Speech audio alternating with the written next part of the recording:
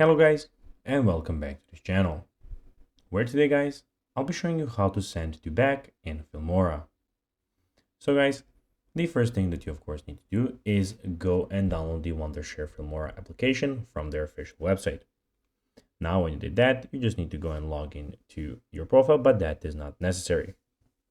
Now guys, let's see what we actually have in front of us here.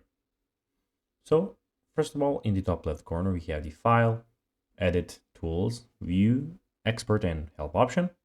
And also we have the Media, Audio, Titles, Transition, Effects, Elements, and Split Screen options. The Export button is great because we don't have a video inserted. But now guys, let's see how you can actually go and send to back in Filmora. First of all, what we need is a video, so we need to go and have a sample video inside of this to go, or of course you can put your video that you want to work on. Now you just need to go and drag it in here. And now we need another thing that we want to go and have so we can send it back. So what we want to do is go and, for instance, we want another video.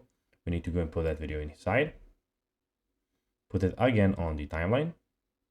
And then we can see that it's on front. So you'll see that this video is on front, but it's bigger. So we need to go and make it smaller so that you can see it. So we can see that it's front. If you want to make it go to the back, we need to go and put it down. So it's that simple, guys. Now you can see that, just a second, that this video is inside of this, you can see. So guys, that will be everything for this video. I hope that you found this video informative and entertaining, guys. If you did, don't forget to like this video, share it, subscribe to the channel, and put the notifications on, as guys, this really helps us grow our channel. So guys, as I said, that'll be everything. I hope you enjoyed the video. And as always, guys, I'll be seeing you in the next video on this YouTube channel. Bye, guys.